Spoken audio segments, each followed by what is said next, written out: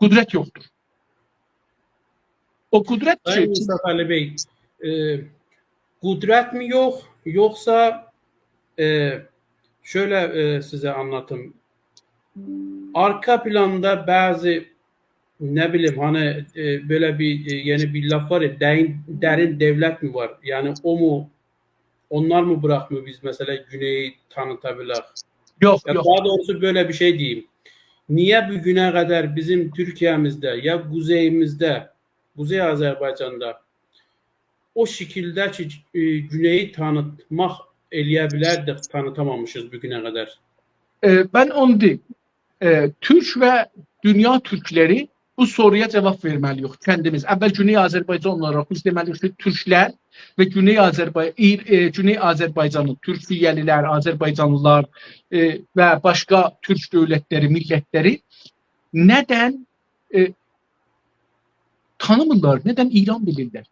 Bilirsiniz, mən bir il kəmpində yaşadım Türkiyədə, qaçqınlar kəmpində, mültəcilər kəmpində yaşadım. Orada olan Türk əsgərlər məndən sorurdular ki, sizin də həyətinizdə, o şeydə, yəni evinizin önündə neft kuyusu var mı? Neft kuyusu. Yani onlar bir de Türkçü danışanda insanlar deyirlər, biz bu dili öğrenmişik, getmişik bir yerde öğrenmişik, bu bizim dilimiz değil. Onlar yani Türkiye'de Güney Azerbaycan diyende aynı İngiliz gibi. Yere sorarsa o sorur ki senden böyle bir yer var mı? Güney Azerbaycan diye bir yer var mı? Orada ne dille konuşuyorlar? Bunların köşenleri nereye geldi? Yani bunların necadı nedir? Türkiye'de de aynı bununla biz niye böyledir? Türkiye'nin derin devletinden elave, yani Türkiye'de de derin devlet var, İran'da da derin devlet var ama bunlar yok. Sizin pul paranız olursa ve medyanız olursa, bakın 4 tane siyasi güçlü insanlarınız olsun. Ondan elave sizin çoklu pul paranız olsun, fabrikanız olsun, iş yeri geliriniz olsun, gücünüz olsun, yani ve medyanız. Sizin 4 tane, 5 tane radyo televizyonunuz olsun. Güclü 24 saatlik edebilsin ki program Güney Azerbaycan'dan yayabilsin. Ne olar? İstersiniz, istəmirsiniz, dünya sizi tanımaq məcburiyyətində, zorundadır. Çünkü bu insanları çeker. Bakın İran'da o Farsça ahenruba, magnet, Türkçesi bilmirəm nedir? Mıknatıs. Mıknatıs neyi çeker? Demiri çeker. Her ne ki demirdir onu öz kendine çeker. Güc olan şeye her şey çekilir ona tərəf. Güce tərəf. İnsanlar gücü severler. İnsanlar serveti severler. Servetlini severler. Servetlinin işlerin doğru görerler. Doğru da olmasa onu yanlış görmezler servetlinin için. Siyasiler eğer güclü olursalar, medyaları olursa, servetleri de olursa, yani o məmləkətdə, o toprakta bunlar kontrollarında olursa, onda dünya sizi tanır, Türkler sizi tanır. Türkiye neden Azerbaycan Rusiyanın içinde olarken o SSR zamanında neden Türkiye Azerbaycan'ı tanımırdı? Neden sonra hatta İstiklal Azerbaycan alandan sonra rəhmətlik şeyin zamanında helikopterde istediler vermedi Türkiye'den. Çünkü zayıf idi. Kudreti yok idi. Parası yok idi. Siyasetçileri zayıf idi. O tarafta bunun karşısında Güney Azerbaycan'a bakanda bizim siyasetçilerimiz zayıf, partilerimiz zayıf, medyaları yok, paraları da yok. Fakir insanlar ama siyasi insanlar. Kim bunları hesaba salır? Siz dünyada böyle bir şey, fakir insanlar görmüşsünüz. Mesela siyasette de güçlü olsunlar ama bunlara desinler ki bunlar gəlin bir iş görür. Yok, hiç yerde bunu demezler. Bizim Güney Azerbaycanlılar fakir siyasetçilerdir. Güç yok, medya yok, para da yok. Tamam, burada ne olur? Burada karşı taraf var. Sizin karşınız İran diye bir güç var. Güç, ordusu var, silahı var, parası var, pulu var, siyasetçisi var, dünya ile ilgisi var ve medyası var. Bu Türkiye ile istir Türkiye, Azerbaycan her yerinden konuşsun. Gelir o müzakere mizinin oturanda orada diyor ki İran mənəm. Mən İranam. İranda Türk yoktur. Azeri vardır. Kabul edersen Türk vardır, seni düşman görürəm. Sen de düşman kimi şey ederim. Sana düşman yaradaram. Türkiye bakıyor. Benim oradan enerjim geliyor. Neftim, gazım oradan geliyor. Ne demeli? Ya ben kışta soğuktan ölmeliyim, ya fabrikalarım yatmalıdır, üretimim yatmalıdır. Ya İran'da yola gitmeliyim. Tamam, benim milli menafeim buradadır ki milletin işsiz kalmasın, ekmeksiz kalmasın. Ben İran'la geçinmeliyim. Azerbaycan'ı kurban veriyor. O güce, dört güce. Medya, orada derin devletler birbirine konuşuyorlar. Derin devlet, İran derin devleti, Türkiye derin devletiyle konuşuyor. Güney Azerbaycan diye bir şey tanımayacaksın. Tanırsın, sana neft vermem, gaz vermem, falan vermem. Sana Kürdü ben silahlandırırım, sallam senin canına. Yoksa Türkiye'nin çok faydasındadır Güney Azerbaycan'ı tanısın. Hemen de tanır. Yani 10 gün radyo televizyonları açık koyarlarsa Güney Azerbaycan için, tanımak için 10 gün içinde Türkiyeliler her şeyi bilirler. Ama Türkiyelilerin de şimdi %80'i Güney Azerbaycan diye bir toprak tanımıyorlar. Uygurları daha çok tanıyorlar. Suriyelileri daha çok tanıyorlar. Arap ülkelerin hamısını daha çok tanıyorlar ama Güney Azerbaycan tanımıyorlar. Niye? Güney Azerbaycan tanımak qadağadır. İki güc oturup obrisi gücler fabrikadır. Bakın alver idaresidir. Alverçi ticarettir. Diyor ki sen Azerbaycan'ı görmeyeceksen ben Kürdü görmeyeceğim. Sen Azerbaycan dili, Türk dili demeyeceksen ben de Türk. Yani al veriliyor. Sen bunu vereceksen ben de bunu sana vereceğim. Alıyorlar. Birbirlerine alvere gidiyorlar. Bizim medyamız yoktur dostum.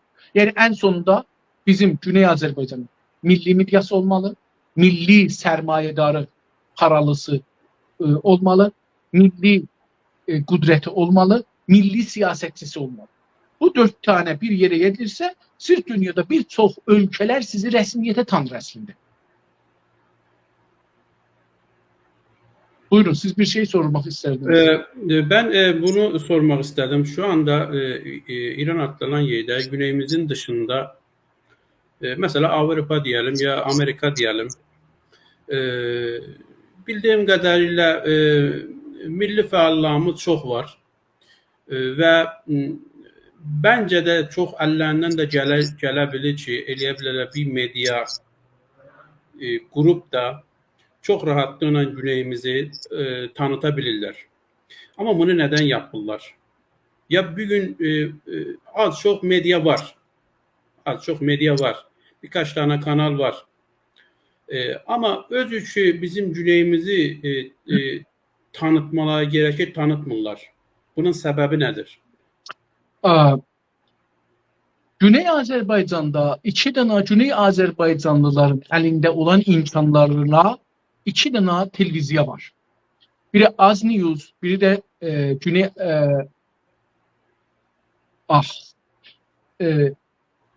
Ahmet Ovalı Bey cenaplarının televizyonunda Günaz TV. Günaz TV ve Az News. Bu 2 tane TV var.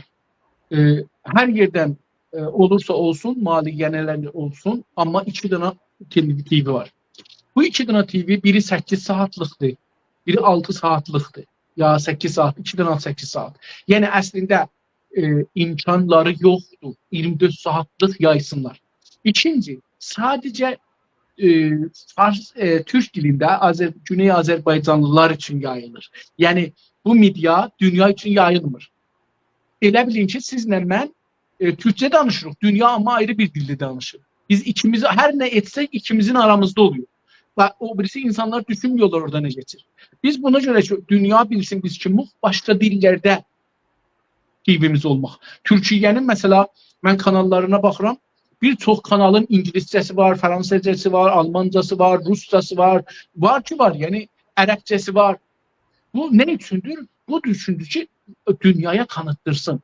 İkinci, İran'ın medyaların ben bir siyahe yazmışım. 150 İranla və Farslara həm İranın öz dövlətinin yaratdığı, həm də dünya dövlətləri yaratdığı media var. 150. Gündə 1200 saat program yayırlar. 1200 saat. Yəni biz neçə saat yayırıq? 8 saat. 16 saat. Bizim insanımızın indi İran mediası istəyir biri İspora baxsın. Bizim mediamız var mı İspora? Yoxdur. Biri istəyir ədəbiyyata baxsın. Var mı? Yoxdur. Biri istəyir diziyə baxsın. Var mı? Yoxdur. Biri istəyir filmə baxsın. Var mı? Yoxdur. Biri istəyir gülməciyə baxsın. Var mı? Yoxdur. Biri istəyir science-ə baxsın. Var, yoxumuz. Yəni insanların hər sahədə bir istekləri var. Onu baxmalı. Ama onu kim veriyor? İran veriyor. Onu kim veriyor? Başka bir memleket veriyor. Biz vermiyoruz. Güney Azerbaycan'ın medyası yoktur. Güney Azerbaycan o zaman medya eləyə ki, balans eder. Güclər balansa gəlsin. Bakın, o zamanki güclər biri çoxdur, biri zəifdir. Mesela Amerika ile Türkiye'ni tutun. Amerika ile Çin'i tutun hətta. Çin, Amerika baskı basanda Çin gedir aşağıya. Deyir ki, mənim gücüm azdır. Çünkü tüm dünyanın orduları bir tarafa, Amerika'nın ordusunun bütçesi bir tarafa, gene de Amerika'nınki çok geliyor. Tamam. Onun için tamam güçler bunun Amerika'nın karşısında diyor ki tamam ben geldim aşağıya, Amerika alıyor üstte. Amerika ona göre. Şimdi şey de bu türdü, medya da bu türdü. Siz indi dünya isteye Amerika'nın karşısında durar, Rusya isteye karşısında durar. Gerek bu gücü, balans, ordusu gene bu hatta yetişiyor. Amerika ile oracı buna deyirlər ki müvazini kudret. Yani güçlerin beraberliği ikisi de birbirine hücum etmekten saklıyor. Medya da aynıdır. Medyanız ya gerek İran medyasıdan güclənə ki sizin İranda 40 milyon insanınız vardı. Əvəzin ki gedələr İspora, Xəbərə, o birisi kanallarda, Fars kanallarında, BBC-də, Amerika səsinə, İsrail səsinə, Fransa səsinə, Alman səsinə, Rus səsinə, Çin səsinə qulaq assınlar, gəlirlər sizə qulaq assınlar. Azərbaycançılıq da oradan çıxar, millətçilik de oradan çıxar, Türk dünyası da oradan baxar, görür ki bunların 50 dana medyaları var, 150 dana medyaları var. Ama bizim 150 dana medyamız yoxdur, hətta üçüncüsü yoxdur. Mən illərdir çalışıram ki bir medya açım. İllərdir. Yani tamam dostlarım, tanıdığım, tanımadığım hamısına demişəm ki gəlin əl-ələ verək. Bir dana medya açaq olsun, üçüncü, dördüncü, beşincini açaq. Bunun heç şeyi yoxdur. Ama açabilmirik. Neden? Çünkü o mali güc yoxdur, o arxa duran yoxdur. Və bilin, bunu da bilməliyik ki, siz bizim çoxlu sərmayedarlarımız var, çoxlu pullu insanlarımız var. Mesela Türkiye'den bir Ali diye adında, Ali Polat diye adında bir sərmayedar var. Güney Azərbaycanda, indi də Təbrizdə yaşır. Sərvətini daşıyıb orada birazını daşıyıbdı Güney Azərbaycanda, İranda sərvətini daşıyıb orada. Bu adam mesela eləyə bilər bir dana, ya 2 dana, ya 5 dana radyo televizyon açsın. Mesela o adam ki gelir traktor komandası kimin spor kulübün idare edir, eləyə bilər 10 dana televizyon, 20 dana televizyon yaratsın. Çünkü doğru. Bir komandanın xərci 20 televizyondan daha çoxdur. Yani bir dana futbolisti o kulübe getirmek için 1 milyon dolar verir, 1 milyon dolar verirse 4 il, 5 dana televizyon program aparar. Ama biz niye, servet dediğim odur dostum. Bu değil ki mesela benim 10 bin dolarım ola, bu servet hesap olmuş şey. Servet odur ki bir nefer getirir, diyor ki ben bir dana kulübe bir oyuncu getireceğim. Bu oyuncuya 5 milyon dolar, 10 milyon dolar, 20 milyon dolar iline para ödür. Çünkü bu 2 dana gol vuracaktır. Ama o paranı medyaya koymuş. Eyni hal ki medya daha çok etibar gətirər, daha çok para gətirər. Hatta biliyorsunuz yani medya eğer bu reklam işine de girirse özüne yağüstü saklamak ihtimali var. Ama bu olmur. Neden? O dedim siyaset, güç, siyasetçi, güç, medya dedim ha bunları. O 4 tane kudret. Bunlar şeydi. Aslında Sayın İnsaf Ali Bey, keşke eləyə Sayın Abdullah Bey de bugün programımızda qonaq eləsəydik. Çok şeyler öğrenecektik kendisinden. Çünkü Abdullah Bey ile yaptığımız bazı projeler var. Bir tanesi budur ki e, e, Günay'ın medya grubunu yaratmışız. Sayın Abdullah Bey'le. Günay'ın medya grubunda çok büyük, çok değerli insanlarımız var. Ve bunu böyle umuyorum ki önümüzdeki yıllarda, çok yakın bir zamanda Günay'ın medya grubu çok büyük patlama olacak. Çünkü altyapımız çok sağlam bir altyapımız var ve yapmaya da çalışıyoruz. Sizin dediğiniz gibi eğer bir evi 4 tane sütun tutuyorsa biz de şu an o sütunları böyle çakırıq yerə ki möhkəm olsun ve onun üstünde kurak. Keşke Sayın Abdullah Bey kendisi olsaydı bunu bize anlatsaydı. Sayın İnsaf Ali Bey, ben size son sorum olacak. Şimdi sizin yaptığınız bu proje zannediyorum bugüne kadar hiç kimse yapmamıştır. Doğru. Yaptığınız proje hiç kimse yok. İlk siz yapmışsınız ki en iyi ki yapmışsınız. Sayın İnsaf Ali Bey, bu projenin devamı var mı? Devamı varsa ne şekil olacak? Ya mesela ne şeylerde olacak, yani sınıfları ne olacak? Eğer o varsa bunu bize anlatasınız.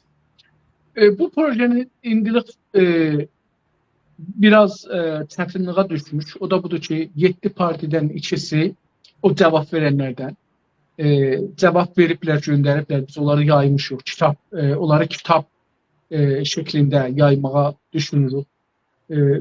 35 cilt kitap olur. Yani hərəsi böyük bir proje olur. 35, yani hərəsindən 1000 tane çap eləsək görün ki 35 bin cilt kitap olar və böyük pul istəyir buna. Bu bir məsələdir ki onu gərək həll eləyək, görək nədir çözəcəyik. Amma indi mühüm məsələ budur ki 5 parti deyir ki bizlə ya mediada danış ya da cevap vermir. Yani bizim böyle bir düşünce müşkülümüz var. Yani insanlar medyada danış, nasıl yani danış? Yani medyadan musahibe et, konuşalım. Aha, karşılıklı oturalım öyle. Aha. Karşılıklı oturalım. Bunu medyada ya ben sen soru sor, ben cevap vereyim. Ama ben gedim evimde oturum bunu yazım gönderim, yoksa sesle gönderim, yoksa görüntüyle gönderim, bunu kabul etmiyorlar. Böyle bir problem var. Birinci bunu çözmek gerekiyor. Benim şahsi düşüncem budur ki Günaz TV ya Az News TV ya hangi bir daha olursa, bu imkanı yaradırsa orada canlı yayınlar aparalım, aynı partilerle ya tüm partilerle yeniden partilerle aparalım ve bunları bu birinci konu eğer olursa. İkinci aşaması böyle düşünüyorum ki bu düşünceler halkın içine geçmeli. Millətimiz bu düşünceleri kitapta okuyabilir, okumaz. Ben biraz burada şekilliyimdir. Yani çok tereddüdüm var. Ama bunu nasıl milletin içine aparalım, halkımızın içine aparalım? Böyle düşünüyorum ki mesela bir televizyon, Günaz TV ya herhangi bir TV Türkiye'den, Azerbaycan'dan bu imkanı bize yaradırsa 5 ya 6 ya 7 partinin liderlerin davet ellerin bir dana oturuma. Herkes öz evinde, sizle ben kimi canlı yayında böyle koşularsınlar. Ama bunlar birbirleriyle bir soru üzerinde düşüncelerini ortaya koysunlar. Debate, bahs, mücadele, düşünce savaşı hatta aparsınlar. İnsanlar bunu görsün. Bunun en uygun örneği İran İnkılabı dediğimiz 57'de İran televizyasında bir münazire olurdu.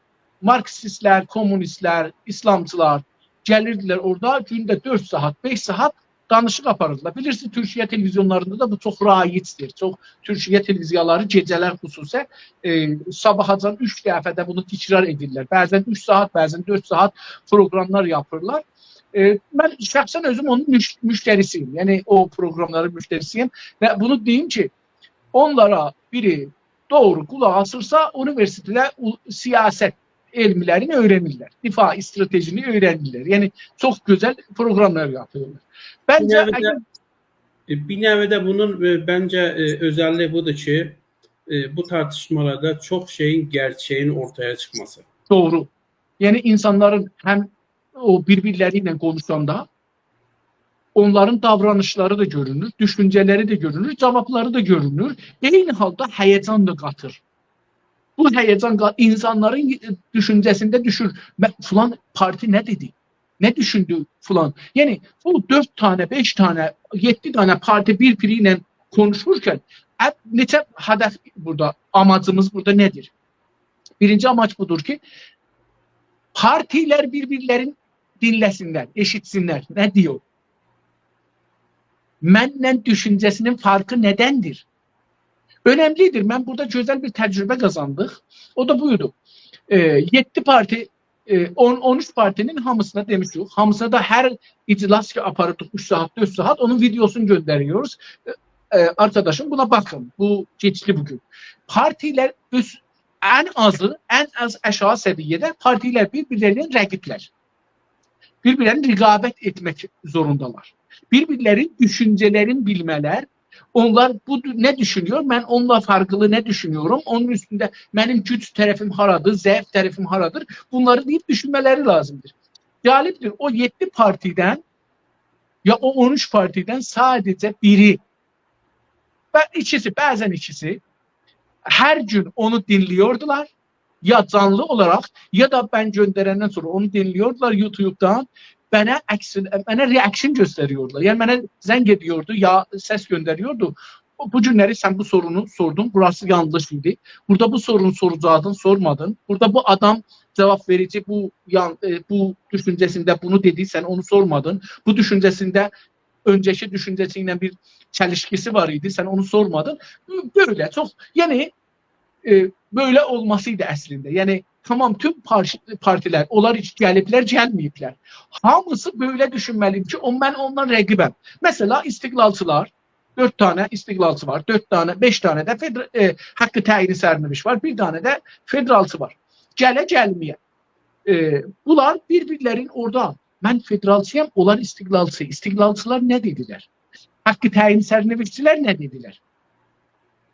Onu reaksiyon göstermeli. Ona cevap hakkı yazmalıdır. Onu nerede çekmelidir ki bu düşünceye çevrilsin ve milletimizin içinde yer alsın, düşünürlerin içinde yer alsın. Üniversiteye giden genciler ya üniversiteden çıkmış gencilerin beyninde yer alsın. Bunlar ne danışıyor, ne konuşuyorlar. Ama bunu görmüyoruz, çok az görüyoruz. Benim sonki programım eğer olursa TV'lere de bunu getirmeye çalışıyorum ki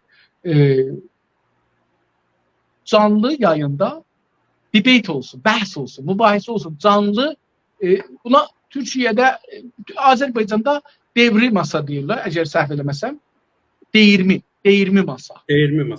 Değirmi masa. Türkiye'de bilmirəm buna ne deyirlər, indi her ne deseler deyirlər, ama münazirə deyirlər Farsçada.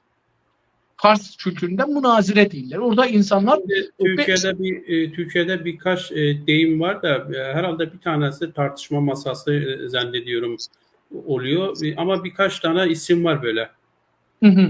Mesela eğer biz böyle bir şey yaratabilelim. İnsanlarımız geleler orada. Sonra partilerden sonra mesela bu günleri Cevat Bey'i getiriyoruz. Cevat Bey bir parti üzvü değil. Biz o Cevat Bey ki ben diyorum mesela.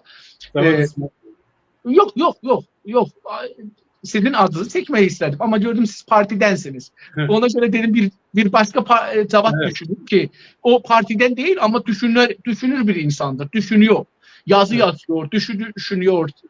Siyasi konularda, toplumsal konularda, tarihsel konularda düşünüyor. Adamı davet ediyorsun, geliyor bu partilerle konuşuyor. Ya sen 10 tane, 5 tane öğrenci davet ediyorsun. Onlar da geliyorlar, soru soruyorlar. Mesela ben bazı sorular var, sorabilmiyorum. Doğrusunu desem. Yani ben bazı sorular var, onu soranda haya ediyorum.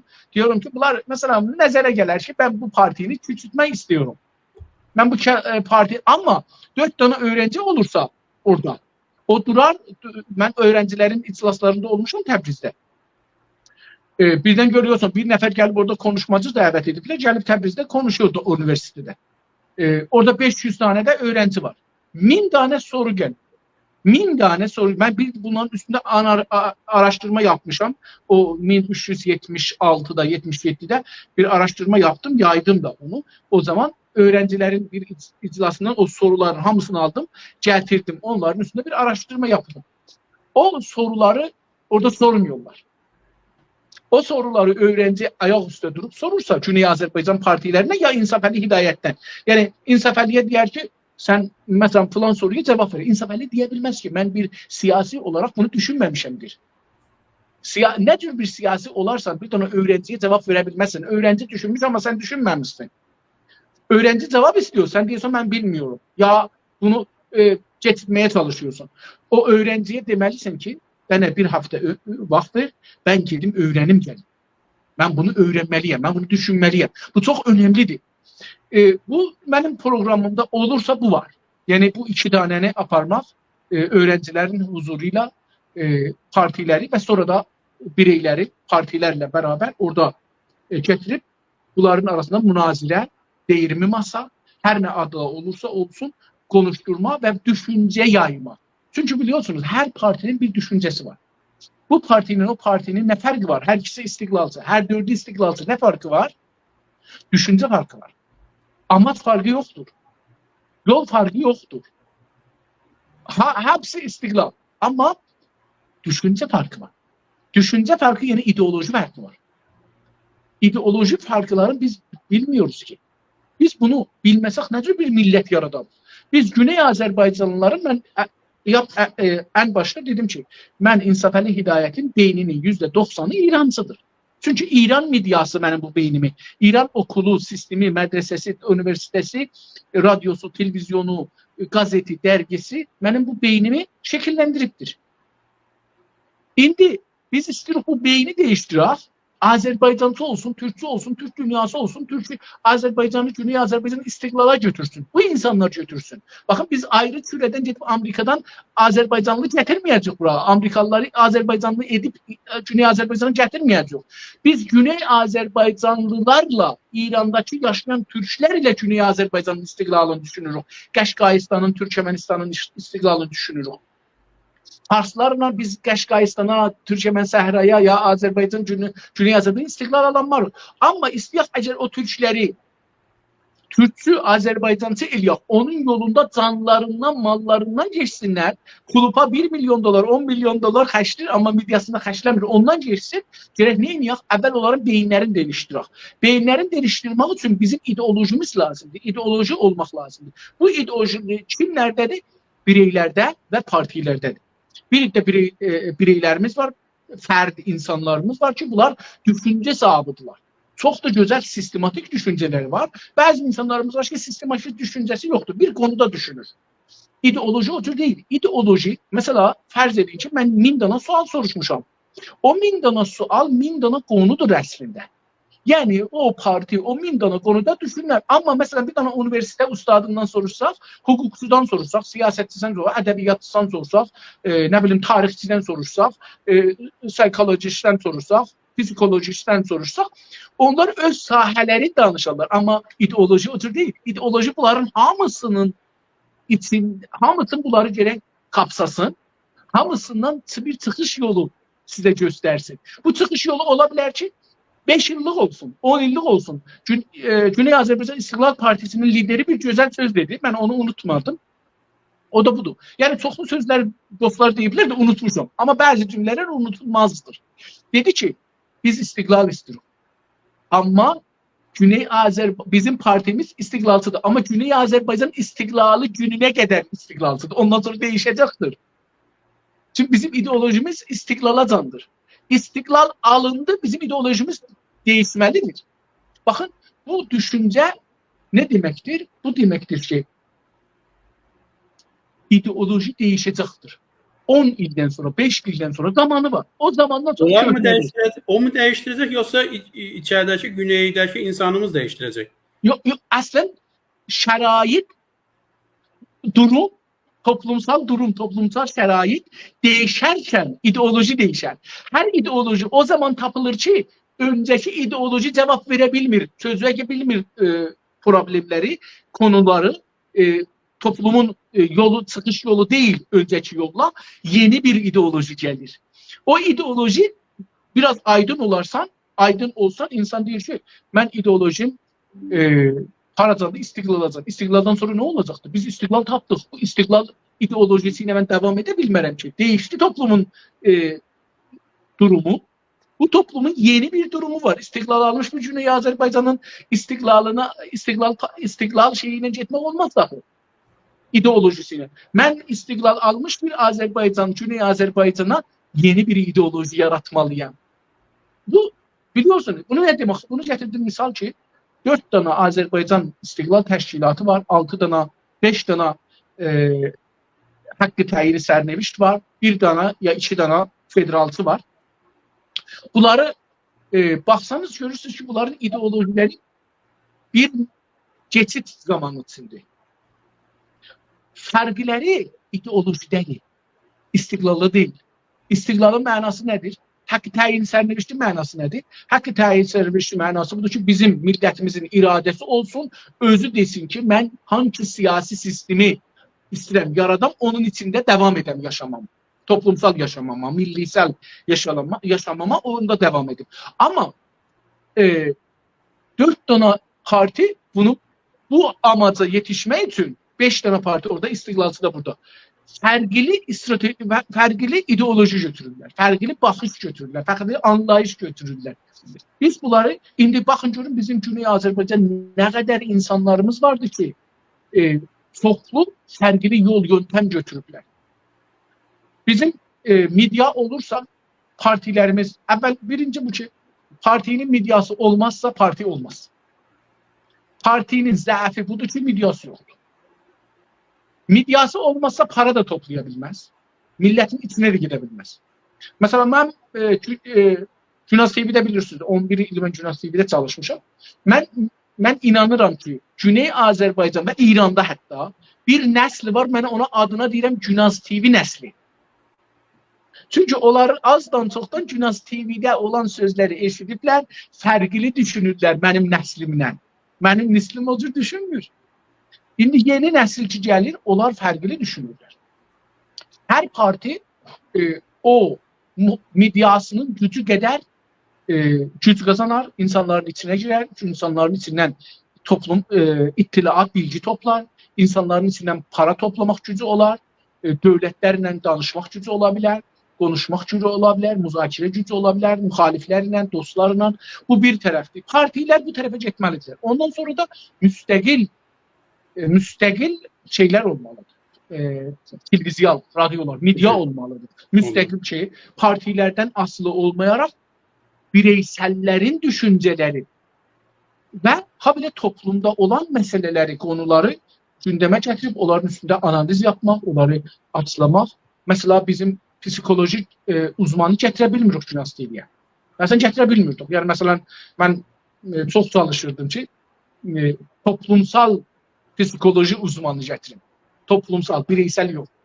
Çünkü bizim çok insanlarımız vardı, bireysel uzmandılar, bireysel konularda. Ama toplumsal konuda mesela bir iki nefer getirdim ki bireysel idiler. Toplumsal meseleleri gördüm ki siyasiden de aşağıya indirdiler. Yani eləyə bilmədilər. O anlamak gücü çok zor oldu. Sayın İnsaf Ali Bey, çok güzel konuştunuz, çok değerlendik. Umarım ki bu başladığınız programda yolunuz çok açık olar ve bundan sonraki fikirlerinizi de çok güzel bir şekilde eləyə biləsiniz, icra edəsiniz ki biz insanlar da eləyə bilək ki onları güzel izləyək və onlardan dərs alaq. Umarım çok teşekkür ederim. Var olun. Yakın bir zamanda gerçekleşecek. Ve biz de edebileceğiz o programlarımıza katılaq. Sayın İnsaf Ali Bey, zamanımızın sonuna geldik. Son dakika bir iki dakika içinde son fikirlerinizi alaq ve odamızı kapataq. Buyurun. Əgər onda izin verirsiniz, mən bir çoxlu şeylər yazmışdım. Bunları konuşmadım. Amma icazənizlə mən bir neçə təklifim var. Tabii, buyurun. Türk dünyası bizi tanımaq üçün Güney Azərbaycanı və əslində türklər bir-birlərini tanımaq üçün bir neçə önərim var. Bir bu ki, bir yayın basın, Türk dünyası yayın basın mərkəzi yaranmalıdır. Yaranmalıdır. Xəlq olmalıdır ki, orada Türk dünyasında, Güney Azərbaycan xüsusən mən də oradan baxırsam, Güney Azərbaycanın yayın basınının kvalitetini, keyfiyyətin çoxaltmaq üçün təcrübələri ora indirsinlər. Ha belə onlardan mali, ya təcrübi, ya elmi, teknolojik himayətlər eləsinlər. Bu önəmlidir. Qələmdaşlar, ya məsələn mən bunun adını qoydum, Türk Qələmdaşlar Haqlar Mərkəzi təsis olsun. Yazarlar Mərkəzi təsis olsun. Amma Türk dünyası üçün Güney Azərbaycanlılar içine alınsın. Fəxri olaraq ya qeyri-fəxri olaraq alınsın və onların haqlarından himayət olunsun. Məsələn, bizim Güney Azərbaycanda yüzlər məhbusumuz var, yazarlar, qələmdaşdılar. Amma dünyada heç bir mərkəz onlardan himayət eləmir. Məsələn, mən özüm həbsdə olanda, çünki dünya əncüməni qələm deyirlər, ha. Əncüməni qələm dünyada üzv idi. Mən oranın kartı varım idi. Almandan, Kanadadan himayət olurdu. Amma bizim dostlarımız mesela, mən mesela o zaman Türkiye midyasına əsla himayət görmədim. İndi də himayət görmürəm ki, mesela deyəm, Türkiye ya Azərbaycan, Kuzey Azərbaycan ya Türk dünyası midyası belə bir şey yaparlar. Yazarlar sansurla mübarizə, yazarların və qələmdaşların sansurla mübarizə mərkəzi düzəlməli. Onlarda sansurla, mesela geçen günlerde gördünüz neçə kitab çıxdı. Yəni yazarlar dedilər, biz bu kitabı yazmışıq. Mesela Ağbayraq adında bir dostumuz var. Döktür Ağbayraq. Təbrizli. Bu 7 cild buradan kitab çap edibdi. Azərbaycan tarixdə. Ya Sumer dilində falan. Bu cüzü bir kitapları çap olur. Ya 7-ci ya 8-cisin icazə verməyiblər ki, siz bunun adını Azərbaycan adını götürməlisiniz. Ya mesela Döktür danışırdı. Döktür Miriye Minər. Seyid Cəvad Miriye Minər. Ərdəbilli bir döştürdü. Sueddə dərs oxuyub. İngilistanda universitetdə döştürasını alıbdı. Rusiyada, Çində dərs deyibdi. Ərəb dilinə, Rus dilinə, İngiliz dilinə, Fransa dilinə, Alman dilinə, Sued dilinə, Çin dilinə bir hakim bir adam. O indi bir 10 ildir də İranda çalışır, danışgahlarda dərs verir. Bunu kitabın 2-3 kitabına icazə verməyiblər. 170 səfədən 150'sini götür 20 səhifəsinə çap izni verelim deyə. Türk dünyasında belə bir sansurla mübarizə mərkəzi olmalıdır ki, böyle bir kitapları orada çap olmursa burada çap etsin. Böyle bir şey olmalıdır. Yazarların ve gazetçilerin haklarından müdafiə mərkəzi, Türk yazarları ve gazetçilerinin, yani Türk dünyasına özel, Güney Azərbaycanların içinde kapsasın. Bir tane hukuki bəşər, indi buna ödül deyirlər Azərbaycanda, bilmirəm Türkiye'də, fikrim orada da ödül deyirlər. Bir hukuki bəşər, neden Fransa'nın varsa, üzüsləm, Suedin ya falan yerin varsa hukuki bəşər ödülü verir. Şirin İbadiyə, Nərgis Məhəmmədiyə, fulana, bəhmana, ya şey var, bu Avrupalıların üzerinde işlersiniz, size Nobel verenler. Yani Avrupalı düşünceni taşırsınız, size Nobel verenler. Ama neden Türkçülük taşırsınız, bir Türk meclisi yoktur, bir Türk Nobeli olsun. Türk Nobeli olmalıdır bence. Bu da o şeylerden düşünürdüm. Jurnalistler ve düşünce halikleri merkezi ya ödülü olmalıdır bence.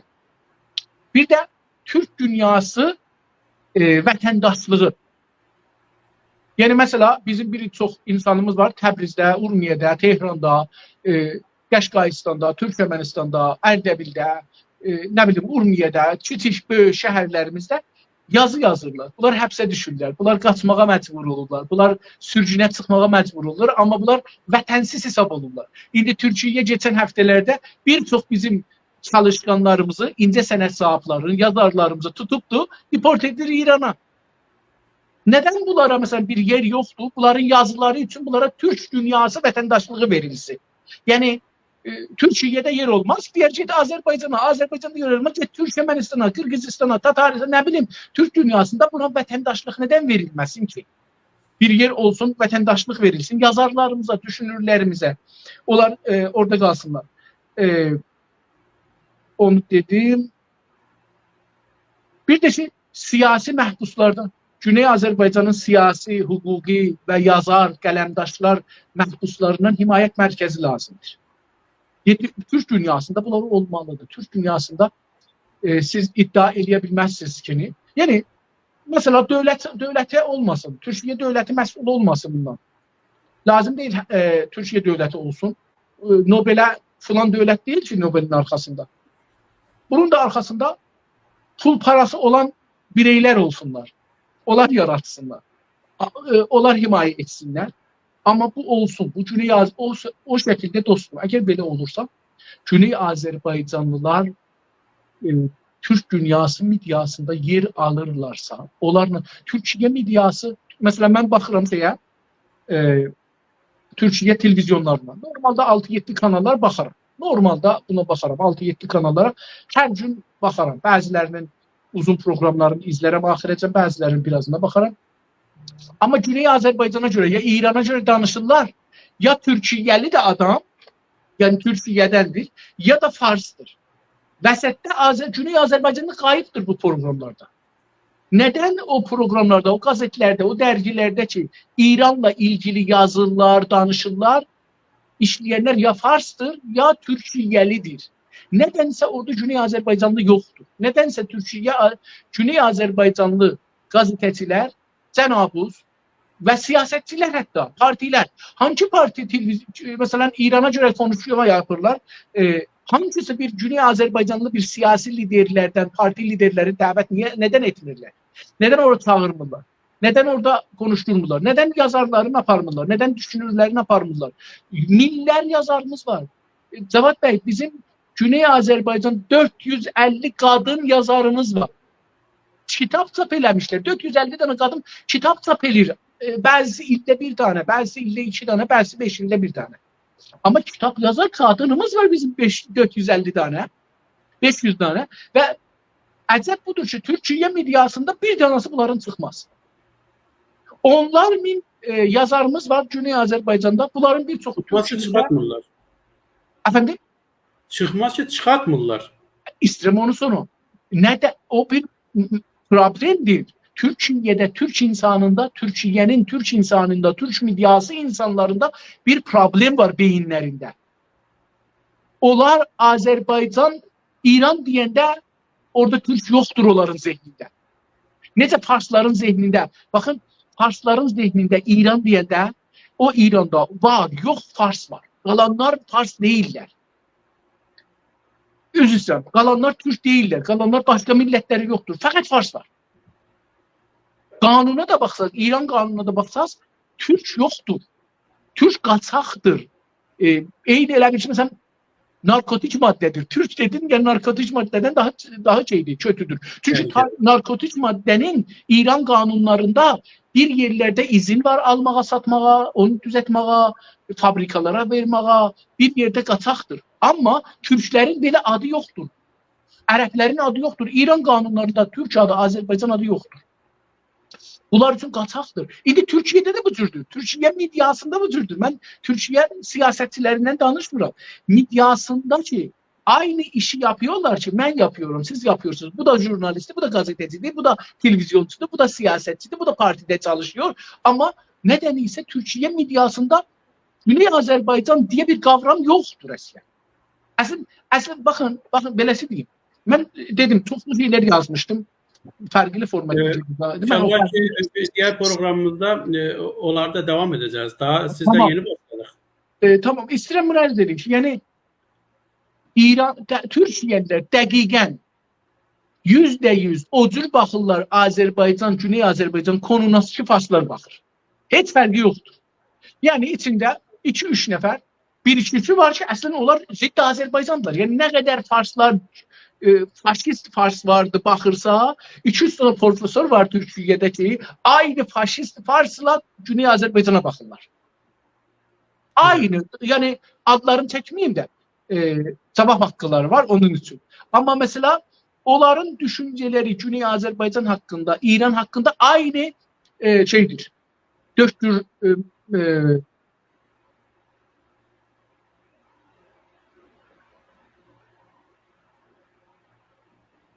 Əmir Əhmədi.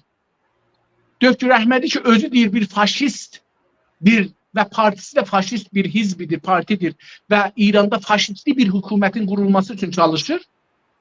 Aynı düşünceni bir iki tane profesör var Türkiye'li televizyon kanallarına çıkıyorlar. Güney Azerbaycan ve İran hakkında aynı düşünceni taşıyorlar. Bir bakın Türkiye ve dünya Türk dünyasının medyası eğer konu İransa Güney Azerbaycanlı düşünceli, təhlilçini, xəbərçini, siyasetçini çağırmalıdır, farsı yok. Çünkü Türk dünyası mənafein İstiqlal Partisi ya Kurtuluş Partisi daha çok güzel təhlillər Türk dünyası baxışından ta ki bir farsı gətirəsiz Fars dünyası baxışından onu açıqlasın. Bunun için əslində Türk dünyası medyası Güney Azerbaycan diye bir kavramı ve varlığın var olmasına inanmırlar, görmürlər. Ve təəssüflə Türkiye'de de Osmanlı ile Səfəvi savaşmış mı ya savaşmamış o konu üzerinde hala bir Çin var. Yani ben deyir Güney Azerbaycan'da haray haray ben Türk'üm, Təbriz, Bakı, Ankara. Türkiye'de bu kabul olur mu? Türkiye'de ancak o Şii'dir, İranlıdır. Biz İranlı değiliz bakın. Biz kendimizi İranlı bilmiyoruz ki. Biz diyoruz biz Güney Azerbaycan milleti, Türk milleti yok. Ama o bize Azeri diye yapışır ve el çəkmir. Yani ne kadar biz Farsları inandırmışız ki biz Azerbaycanlı, biz Azeri değiliz. Türk yok. Türkiye'lileri inandırmışız. Öz milletimizi anlatamıyoruz. Öz milletimize Türkiye'de anlatamıyoruz. Öz milletimize dediğiniz gibi anlatamıyoruz. Ne kadar desek biz Güneyli Türk'ük, yok. Siz İranlısınız, Azerisiniz. Azerisiniz. Ve taza bir, aslında bilmirlər ki, bakın, mesela bilirlər ki, Yunan'ın Fulan adasında 4 tane Türk var. Fulan kendinde mesela hala 400 ilden sonra orada Türk bayrağı çıkır. Dikkat buyurun, bunu bilirlər. İldə bilirlər hangi gün. Ama bizim, ben bazen bunlar gediblər Təbrizdən video doldururlar. Hanım gazeteci gedib ora ya bir ağadır bir erkek dostumuz gedib Türkiye'den Güney Azerbaycan'ın bir şehirine təəccüblə deyir ki burada Türk danışırlar. Burada bizim mənə tay danışırlar. Ben gelip mağazaya görürüm ki burada ben Türkçe konuşacağım bunlar başlayacaq. Yani bu kadar bilmirlər ki mesela Azerbaycan İran'ın hangi şehirleri Türktür. Böyle bunu bilmirlər. Yani en azı budur ki komşu olarak strateji olarak yani Türkiye'nin en stratejik meselesi budur ki, görsün İran bir rəqibdir ya düşməndir. Əvvəl bunu görə özləri bilərlər, onların mənafeyinə bağlıdır. Mən orada demirəm ki, bizim nəzərimizdən Güney Azərbaycan, İran düşməndir. Türk düşmənidir, Azərbaycanın düşmənidir. Amma Türkiye baxışı, öz milli mənafeyi var, oradan baxsın. Amma en azından İran'da 110 tane şəhər var. 110 tane şəhərin arasında neçə milyon Türk var ya neçə min Türk var bunu bilməli. Çünkü stratejik bir savaş gelirse, dünya savaşı çıkırsa ya bir şey çıkırsa Türkiye o Bəluçistan'da olan mesela Sərbaz şəhəri adlı bir şəhər var orada. Deyək ki orada 300 Türk yaşır. O 300 Türk 300 gücdür düşmənin içinde. Hem de yüzler il yaşamış. Hiç olmasa bunları düşünməliler. Yani milli mənfaət ve savaş gelirse o konudan düşünməli. Ya mesela Kürtlərlə, terörist Kürtlərlə əlbəttə Türkiye'nin problemi var. Mesela Kürdistan, İran'da olan Kürdistan dedikleri şey yeni bir sözdür. Bakın mesela bu söz geçen yüzyılda çıkıptı. Kürdistan diye bir yer yok idi 100 yıl önce. İran'da, İran deyilen yerde 100 yıl önce Kürdistan diye bir yer yoktu. Orada mesela hangi Kürt olan yerlərdə, çoxunluqlar Kürt olan yerlər, azınlıqlar nə qədərdir? Azınlıq hangi Türk, məsələn, neçə Türk var, Sənəndəç dediyimiz yerdə, Sınandaş deyirlər dostlarımızın, çox. Orada neçə 100.000 Türk var. İşləri nədir? Mən bir Amerikalı kitab gördüm, bunu dostlara da göndərdim, bir çoxuna tərcümə eləsələr çox cəlibdir. Avropalılar bilirsiniz, necə bizi sümürgə ediblər, necə bizi işğal ediblər. Öncəsi mütəxəssislər göndəriblər. Mütəxəssislər gəliblər, kətlərdə adamları salıblar. Neçəsi evlidir, neçəsi yəni evlənməmiş. Türkiyədə deyirlər ki, bekardır. Türkiyədə bekar, bizdə subay. Bunların neçəsi qızdır, neçəsi oğlandır, neçəsinin ağzında neçə dişi var, neçəsi kördur, neçəsi keçəldir, neçəsinin məsələn 6 barmağı var, neçəsinin bir ayağı o birisindən geçər. Yəni bunların hamısını çıxardıblar. Hətta çox üzr istəyirəm. İnsanların məmələrini ölçüblər, yazıblar ki, məmələri nə böyüklükdadır. Biz bunu bilə-bilə bizdən toplayıblar. Sonra bizim beynimizin düşüncələrinə geçiblər. Sonra bizi işğal və istismar ediblər.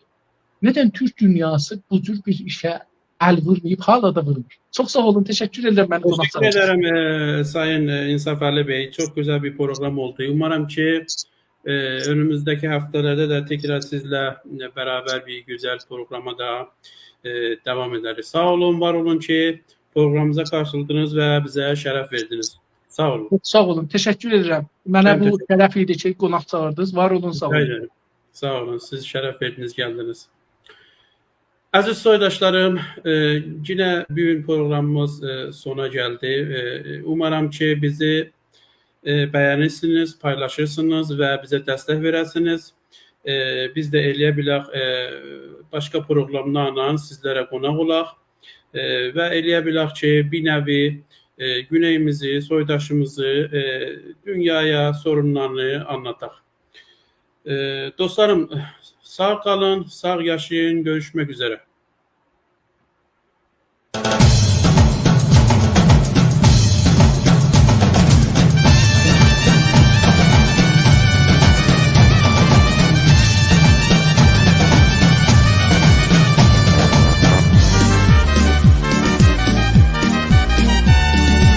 Azerbaycan torpağıdır, halkımızın ocağı. Şərqin nurlu çırağıdır, Şəhriyarın sözü Təbriz. Azerbaycan torpağıdır, halkımızın ocağı. Şərqin nurlu çırağıdır, Şəhriyarın sözü Təbriz. Yeter artık bu esaret, biraz gayret, cesaret. Bitsin katil, bitsin garet, gülsün halkın yüzü Təbriz. Yeter artık bu esaret, biraz gayret, cesaret. Bitsin katil, bitsin garet, gülsün halkın yüzü Təbriz. Sen güzelsen Təbriz, kahramansan Təbriz. Kalk ayağa Təbriz, sen bizimsen Təbriz. Sen güzelsen Təbriz, kahramansan